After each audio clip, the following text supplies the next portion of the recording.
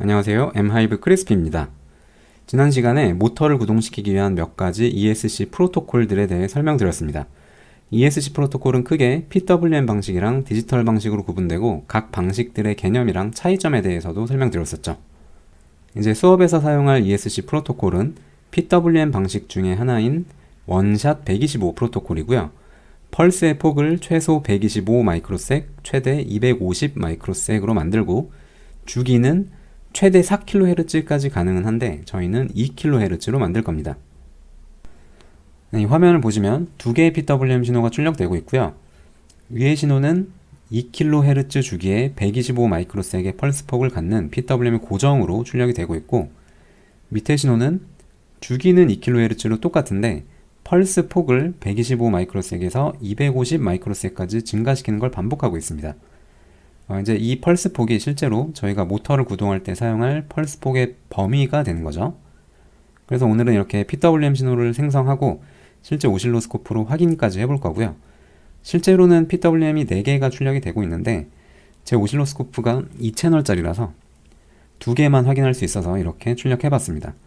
PWM이 어떻게 출력되는지 이제 확인해봤으니까 실제 PWM 신호들을 생성하는 방법에 대해서 설명드리겠습니다.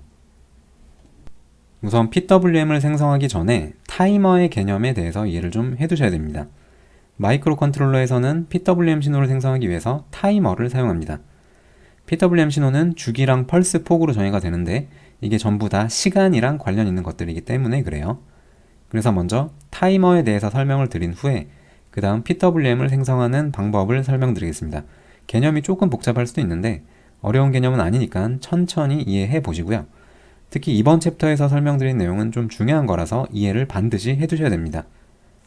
그리고 오늘 설명드린 내용은 제 STM32 따라하기 강좌에 타이머랑 PWM 부분을 보시면 자세한 설명이 되어 있으니까 이해가 안 되시는 분들은 그 부분을 좀 보시고, 그래서 이 강좌에서는 자세하게 설명드리진 않고 간단하게 설명드리도록 하겠습니다. STM의 타이머에 대해서 이해를 하시려면 먼저 몇 가지 용어랑 개념들부터 이해하셔야 됩니다. 디지털 시스템에서 타이머라고 하면 시간을 세는 거예요. 그럼 시간을 어떻게 세느냐? 디지털 시스템은 또 항상 클럭의 개념이 같이 따라다니죠. 이 클럭이 몇 번 들어왔는지를 세면 시간을 셀 수 있습니다. 그럼 이 클럭이 들어오는지를 어떻게 알고 세느냐면 타이머의 레지스터 중에 클럭을 세는 전용 레지스터가 있습니다. 타이머 카운트 레지스터라고 하고요. 이 레지스터는 타이머의 클럭이 들어올 때마다 값이 자동으로 1씩 증가하는 레지스터입니다.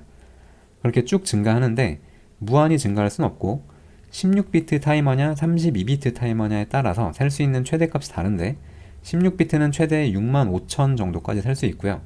32비트는 최대 43억 정도까지 셀 수 있습니다.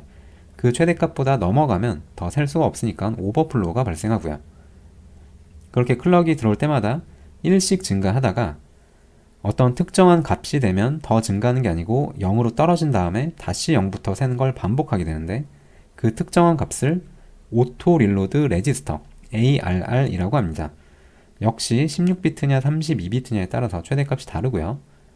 그래서 클럭이 들어올 때마다 이 카운트 레지스터가 1씩 증가하다가 ARR이랑 값이 같아지면 다시 0으로 떨어지고 0부터 세는 걸 반복한다고 생각하시면 되고요. 그 같아지는 순간에 타이머 업데이트 인터럽트를 발생시킬 수 있습니다.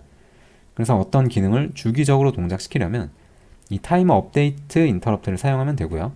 이건 나중에 PID 제어할 때 저희는 제어 주기를 1kHz로 할 건데 그때 이 타이머 업데이트 인터럽트를 사용할 겁니다. 그래서 이 CNT랑 ARR 레지스터 개념은 설명을 드렸고, 좀 전에 클럭을 센다고 말씀드렸는데 그럼 이 클럭의 주기는 어떻게 되느냐를 또 정확히 알아야겠죠. 우선 저희가 사용하는 시스템 클럭을 수업 첫 시간에 RCC 클럭 설정할 때 168MHz로 해놨습니다. 이건 시스템 클럭이 되는 거고, 타이머로 공급되는 클럭은 타이머의 채널에 따라서 APB1 타이머가 있고 APB2 타이머가 있는데 APB1 타이머는 시스템 클럭의 반인 84MHz를 사용하고요. APB2 타이머는 시스템 클럭을 그대로 168MHz를 사용합니다. 근데 이 클럭이 너무 빨라서 클럭을 좀 느리게 하기 위해서 프리스케일러라는 개념이 나오고요. 프리스케일러는 타이머의 클럭을 프리스케일러만큼 나눈 값을 실제 카운트 레지스터 일씩 증가시키는 그 클럭으로 사용하는 겁니다. 그걸 카운터 클럭이라고 하겠습니다.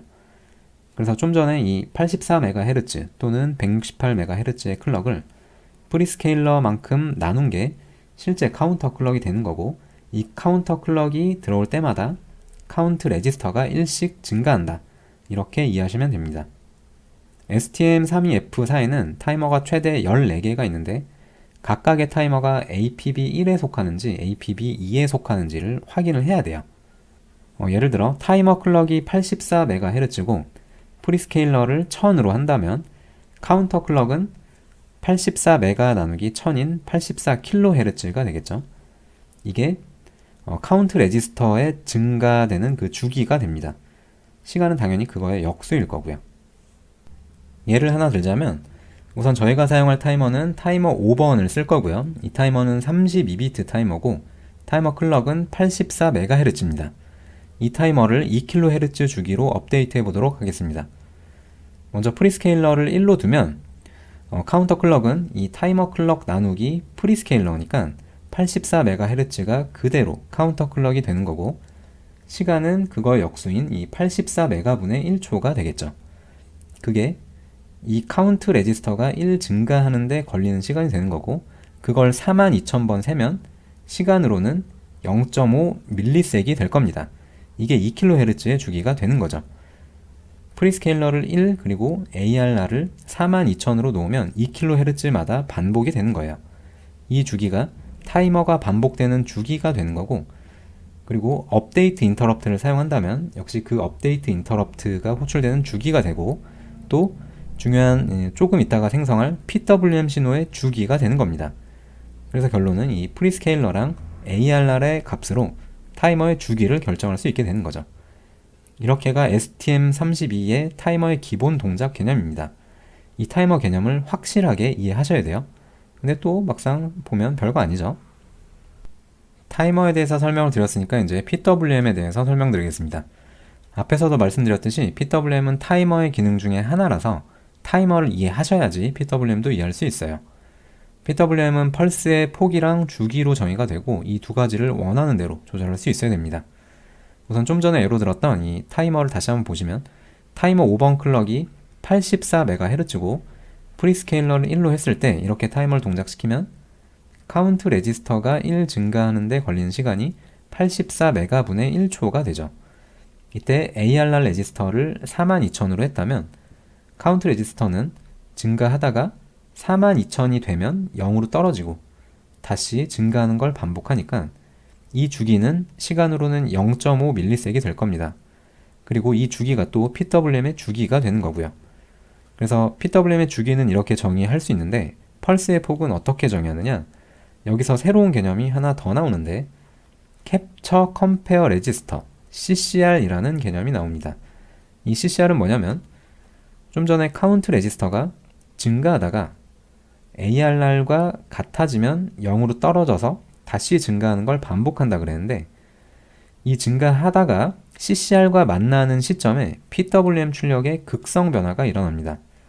즉 PWM의 한 주기가 시작되면 매 주기마다 이렇게 하이로 시작되는데, 카운트 레지스터가 증가하다가 CCR과 같아지는 이 시점에 로우로 신호의 극성이 바뀐다는 말이에요. CNT는 그래도 계속 증가하다가 ARR이랑 만나면 0으로 떨어지고, 그때 PWM의 한 주기가 다시 시작되니까 출력은 하이가 출력이 될 거고, 또 증가하다가 CCR이랑 만나는 시점에 로우로 떨어진다는 말이죠. 이걸 매 주기마다 반복합니다. 예를 들어 이 CCR 값을 지금처럼 1500으로 했다고 하면 우선 이 카운트 레지스터가 1 증가하는데 걸리는 시간은 84메가분의 1초가 되죠. 그래서 1 나누기 84메가 이렇게 해주면 카운트 레지스터 1 증가하는데 걸리는 시간이고, 그게 1500번 증가하는 동안 PWM 신호는 하이를 유지할 겁니다. 그래서 펄스의 폭은 이 하이 상태일 때를 펄스의 폭으로 얘기를 하니까 이거는 초로 따지면 곱하기 1500을 해주면 돼요. 곱하기 1500을 해주면 펄스 폭은 125 마이크로세익이 됩니다.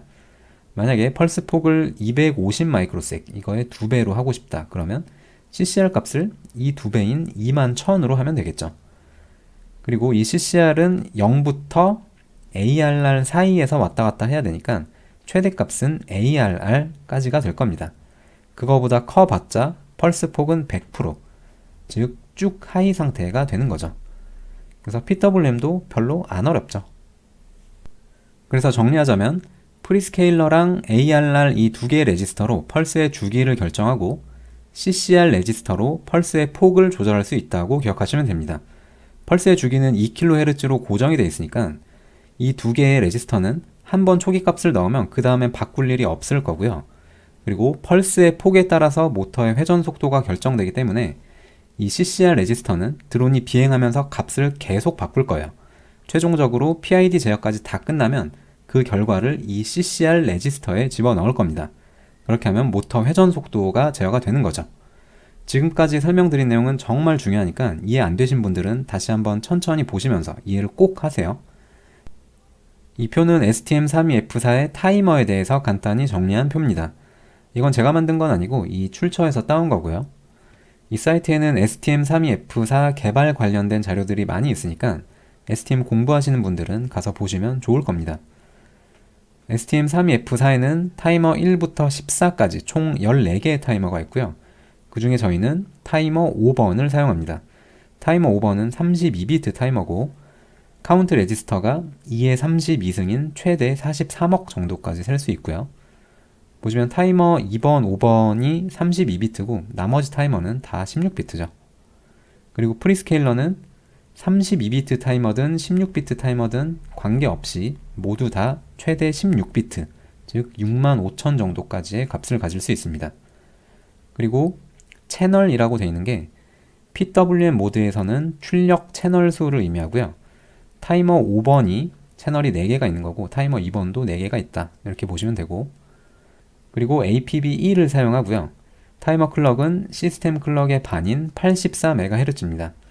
보시면 APB2를 사용한 타이머는 시스템 클럭을 그대로 사용하게 되어 있죠. 그리고 이 오른쪽 표는 각 타이머마다 PWM 신호가 어떤 핀으로 출력되는지를 정리한 표고요.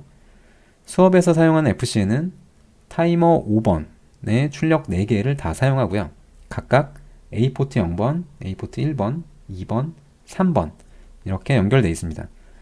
그리고 FC에는 그 2개의 출력핀이 더 있죠. 총 6개의 PWM 출력핀이 있으니까 그건 타이머 2번에 출력 3번, 4번을 사용합니다. 그래서 B포트 10번, 11번 핀에 연결되어 있습니다.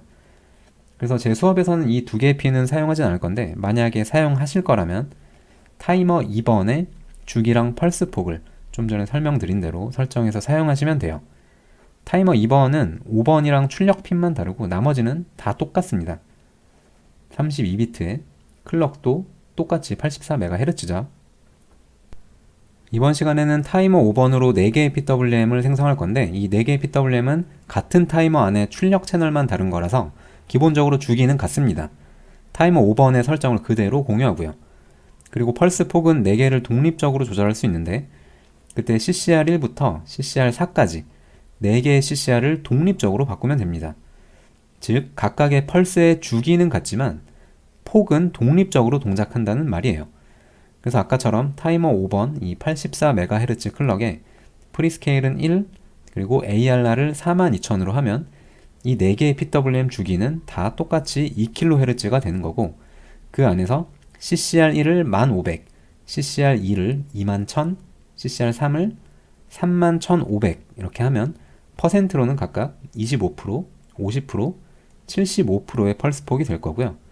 그리고 마지막 CCR4는 이제 저희는 실제로는 펄스 폭을 125 마이크로섹에서 250 마이크로섹 사이의 펄스 폭만 사용할 거니까 CCR 값으로는 1500부터 21000까지의 값을 좀 바꿔보면서 펄스 폭이 실제로 어떻게 변하는지를 확인해 보겠습니다. 아까 동영상 첫 부분에 오실로스코프로 보여드렸던 그거죠. 그리고 이 단계가 펄스 폭의 조절 단계가 됩니다. 제가 지난 시간에 원샷 125 프로토콜 설명드릴 때 펄스 폭 조절 단계를 10,000단계 정도로 한다고 말씀드렸는데 실제로는 1500단계고 그게 이 값의 범위가 되는 거죠. PWM 출력은 FC를 이렇게 놓고 봤을 때 ESC 커넥터의 검은색 선이 여기, 그리고 흰색 선이 이 밑에 오도록 꽂으시면 됩니다. 그리고 왼쪽부터 타이머 5번에 채널 1번, 2번, 3번, 4번 순이고요. 이게 CCR 1, 2, 3, 4 순이랑 같아요. 그리고 오른쪽 두 개의 이 채널은 타이머 2번이고 PWM 출력은 채널 3번, 4번입니다. 근데 제 수업에선 이 두 개는 사용하진 않죠. 그리고 ESC 커넥터 꽂으실 때 이 채널 순서에 반드시 주의하셔서 꽂으셔야 되는데, 드론을 이렇게 놓고 봤을 때 채널 1번을 왼쪽 위 모터, 그리고 채널 2번을 왼쪽 밑에, 채널 3번은 오른쪽 밑에, 채널 4번은 오른쪽 위에 순서대로 1, 2, 3, 4 순으로 꽂으시면 됩니다. 이거 잘못 꽂으면 나중에 제어할 때 모터 방향이 좀 이상하게 돼서 위험할 수 있어요. 그리고 이번 시간에는 PWM을 확인만 하고 모터를 돌리진 않을 거라서 아직은 이 커넥터를 꽂진 않을 겁니다. ESC 캘리브레이션을 하고 실제 모터를 돌리는 건 다음 시간에 할 거예요. 그리고 모터가 워낙 빨리 돌기 때문에 프로펠러 안 달아도 손에 닿으면 다칠 수 있으니까 절대 이 커넥터는 아직 꽂지 마세요. 이제 큐브MX로 타이머 5번 설정하고 소스 코드 작성을 할 건데, 먼저 파라미터들은 타이머 클럭은 인터널 클럭, 그리고 채널은 출력 채널이죠. 1, 2, 3, 4를 다 PWM 모드로 사용한다. 그리고 프리스케일러를 제가 아까 1이라고 말씀드렸는데 실제 값은 그거에서 1 뺀 값, 즉 0을 넣어줘야 됩니다. 이 ARR도 마찬가지고요. 그리고 카운트 모드는 업 카운트 모드, 다운 카운트 모드가 있는데 제가 예로 설명드렸던 거는 업 카운트 기준으로 설명드렸습니다. 그리고 인터널 클럭 디비전은 노 디비전 이렇게 하고, 그리고 이 밑에 있는 부분이 PWM 각각 출력 채널에 대한 설정인데 이따 이거는 실제로 큐브MX로 설정하면서 다시 한번 설명드리도록 하겠습니다. 그럼 이제 소스코드 작업으로 넘어가겠습니다. 먼저 지난 시간에 했던 이 4-4 폴더를 복사하시고요. 폴더 이름을 이번엔 챕터 6이니까 6-2 타이머 PWM이라고 하겠습니다. 그리고 폴더 이름 복사하시고 IOC 파일 이름 바꾸시고 이거 두 개 삭제하시고, 됐으면 큐브 아이디를 실행시키겠습니다. 실행이 됐으면 임포트 프로젝트 하시고 existing 프로젝트, 그리고 브라우저 하신 다음에 좀 전에 복사한 6-2 폴더를 선택하겠습니다. 그리고 큐브 아이디가 새로운 버전이 업데이트가 된 것 같아요. 이렇게 다운로드 하라고 창이 떴는데 저는 전에 사용하던 버전 그대로 사용하겠습니다. 됐으면 확장하시고요. 이번 시간에는 큐브MX로 타이머를 초기화를 시켜야 되니까 먼저 큐브MX를 실행시키겠습니다.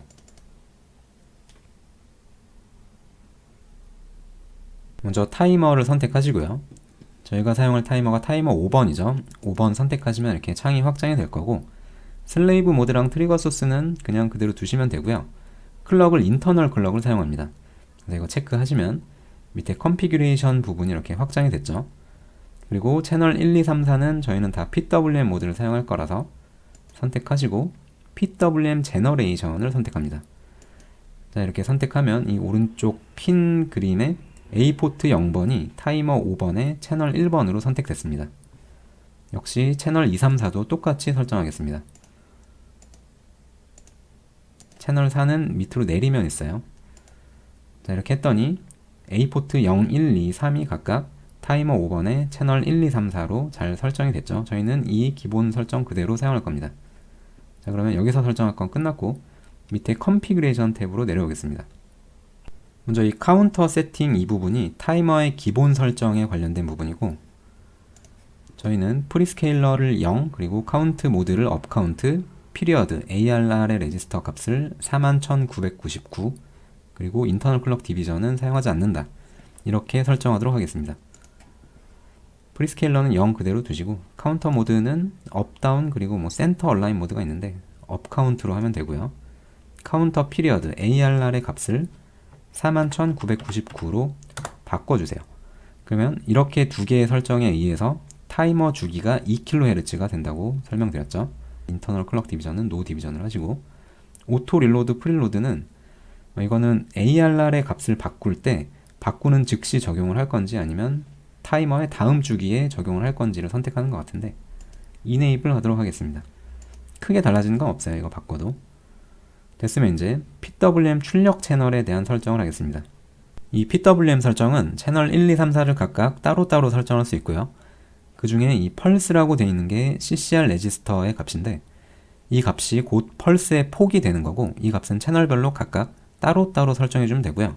나머지 모드, 패스트 모드, 채널 폴라리티는 모든 채널을 동일하게 설정해주면 됩니다. 먼저 모드는 PWM 모드 1 그대로 놔두시면 되고, 그리고 패스트 모드를 이네이블 시키도록 하겠습니다. 이거는 제가 정확하게 이해를 하진 못했는데 이네이블 하던 디세이블 하던 크게 역시 달라지는 건 없는 것 같아요. 그리고 채널 폴라리티 하이로 하시고, 이제 CCR 값을 아까 저희는 채널 1번을 1500, 채널 2를 21000, 채널 3을 31500, 채널 4는 1500부터 21000까지 증가시키는 거를 한다 그랬죠. 그래서 먼저 채널 1, 2, 3을 1500, 21000, 31500으로 설정하겠습니다. 이 펄스의 값을 1500으로 하시고, 그리고 PWM 2번 채널 역시 21000으로 바꾸시고, 패스트 모드는 이네이블 하겠습니다. 채널 3번도 펄스의 값을 31500으로 하고 패스트 모드를 이네이블로 하겠습니다. 이렇게까지 하면 이거는 초기 값을 정한 거고, 실제 나중에는 드론 제어를 하면서 이 펄스, CCR의 값을 계속 바꿀 거예요. 그래서 사실은 여기에 초기 값 이렇게 작성한 것들은 큰 의미는 없습니다. 그리고 채널 4번은 1500부터 21000까지의 값을 바꿀 건데, 여기서 바꾸는 게 아니고 while문 안에서 반복하면서 값을 바꿀 거라 이 값은 그냥 0 그대로 두겠습니다. 그리고 패스트 모드 이네이블 하시고요. 자, 됐으면 이제 여기서 설정할 건 다 끝났고요. 프로젝트 매니저 탭으로 오겠습니다. 어드밴스드 세팅 탭으로 오셔서 타이머 5번을 할로 되어 있는 걸 LL로 바꾸겠습니다. 자, 됐으면 이제 여기서 설정할 거는 다 끝났고요. 코드 제너레이션을 하기 전에 제가 지난 시간에 그 챕터 4에서 코드 짤 때 실수를 한 게 좀 있어서 그걸 좀 정정하겠습니다.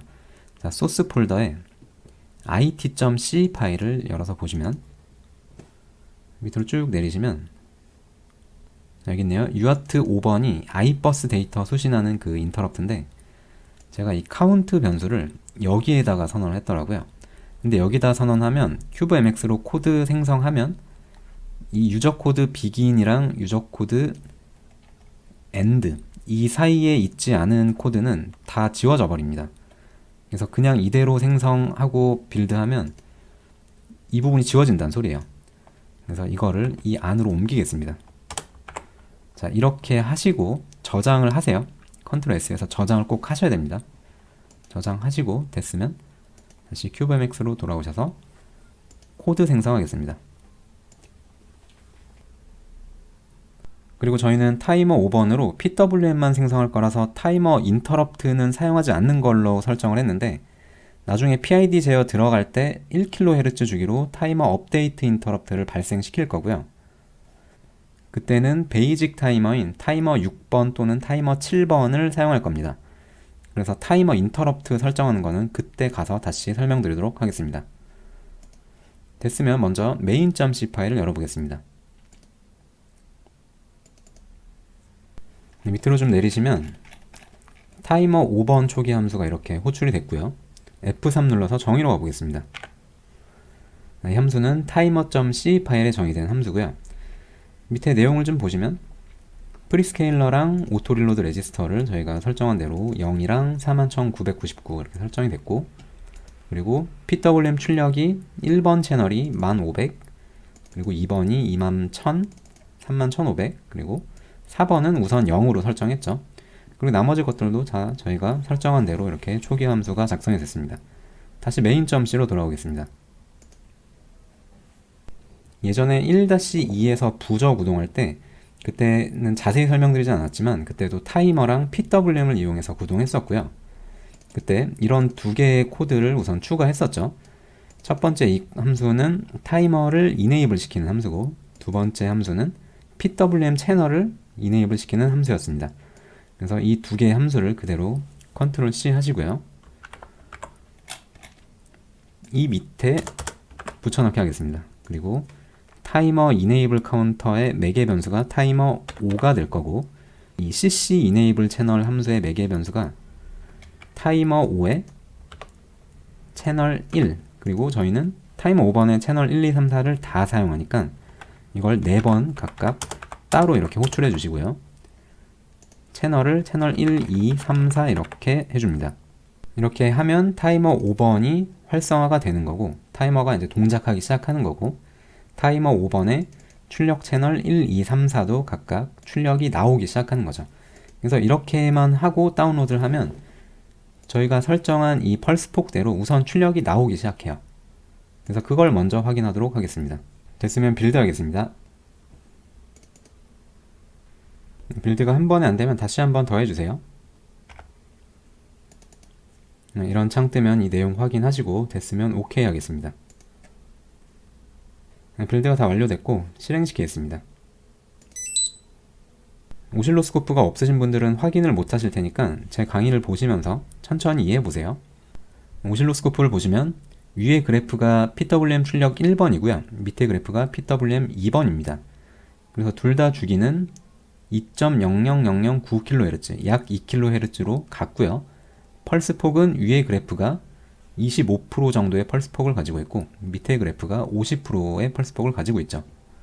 이 밑에 그래프를 채널 3번으로 바꿔보겠습니다. 봤더니 역시 주기는 2kHz로 같고 펄스의 폭이 75%를 가지고 있죠. 저희가 설정한 이대로 출력이 잘 되고 있습니다. 이 펄스 폭이 정말 125 마이크로섹이 맞는지 확인을 좀 해보겠습니다. 타임 디비전을 조금 줌을 해서 확인해 봤더니 지금 이 한 칸이 50 마이크로섹을 차지하고 있는데 그걸 2칸 반 정도 차지하고 있죠. 그래서 이 위의 그래프는 125 마이크로섹의 펄스 폭을 가지고 있고, 당연히 이 밑에 그래프는 75%니까 그거의 3배 정도 되는 펄스 폭을 가지고 있는 거죠. 그래서 이렇게 해서 채널 1, 2, 3번을 확인을 해봤고요. 지금 이 채널들은 저희가 고정값을 넣어놨기 때문에 값이 변하고 있진 않죠. 지금 타이머 5번 초기화 할 때 각각 1500, 21000, 31500이라는 고정값을 넣어놓은 채로 그 값을 바꾸지 않고 있기 때문에 펄스의 폭도 변하지 않고 고정되어 있습니다. 이제 이 채널 4번의 펄스 폭을 조금 바꿔보면서 펄스 폭이 어떻게 변하는지 확인해 보겠습니다. 먼저 메인 함수 안에서 unsigned int 형태의 변수를 하나 만들겠습니다. unsigned int 하시고 변수의 이름은 소문자로 tim5 언더바 ccr4라고 하고요. 초기 값을 1500을 넣겠습니다. 이 변수는 임시로 만드는 거고 나중 되면 사용하진 않을 거예요. 자, 됐으면 while문 안에서 이 변수에 든 값을 1500부터 21000까지 증가시키는 걸 반복하고 그 값을 실제 타이머 5의 CCR4번 레지스터에 넣도록 하겠습니다. 이제 while문 안에서 조금 전에 선언한 이 타이머 5의 CCR4 변수에 든 값을 10씩 증가시키도록 하겠습니다. 이렇게 하면 되겠죠. 그리고 증가하다가 이 값이 21000보다 커졌을 때, 여기 4를 빼먹었네요. CCR4에 든 이 값이 21000보다 커지면 다시 이 값을 1500으로 초기화시키면 되겠죠.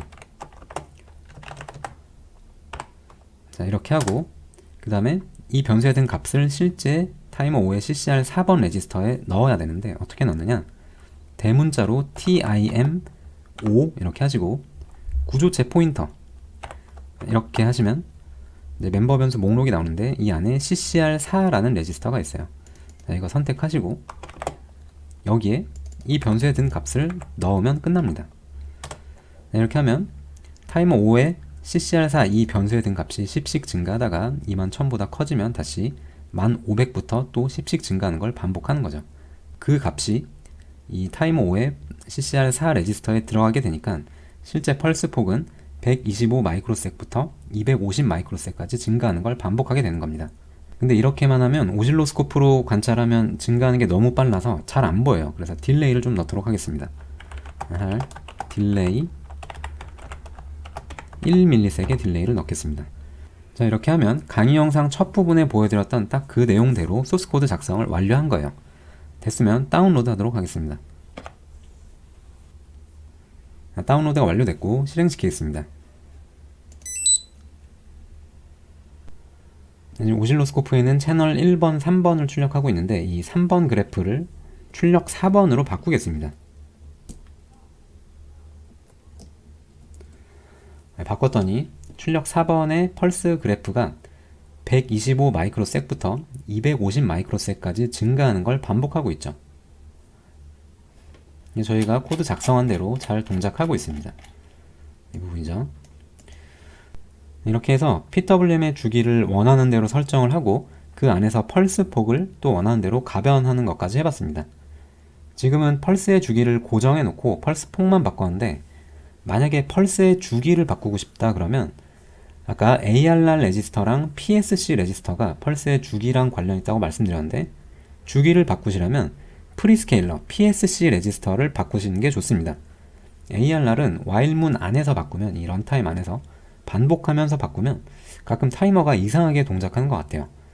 그래서 ARR은 고정시켜 놓고 PSC의 값을 바꾸는 게 좀 더 좋은 것 같습니다. 그리고 예전에 챕터 1에서 부저 구동할 때 이 부분이죠. 타이머 3에 PSC의 값을 바꾸는 방법으로 부저의 주파수를 바꿨었는데 이제 이렇게 값을 바꿨을 때 정확히 그 PWM의 주기가 어떻게 되는지를 계산할 수 있게 된 거고요. 확인하려면 타이머 3의 ARR 레지스터 그리고 타이머 3의 클럭 또 확인을 해봐야겠죠. 그렇게 해서 결정된 PWM의 주기가 곧 부저의 비품의 주기랑 같습니다. 그럼 이제 이렇게 해서 원샷 125 프로토콜의 PWM 신호를 만들어 봤고요. 펄스의 주기랑 폭을 어떻게 해야지 원하는 대로 설정할 수 있는지까지 설명드렸습니다. 그리고 이제 프로그램이 반복적으로 수행되면서 펄스 폭을 또 어떻게 조절하는지까지 여기서 설명을 드렸죠.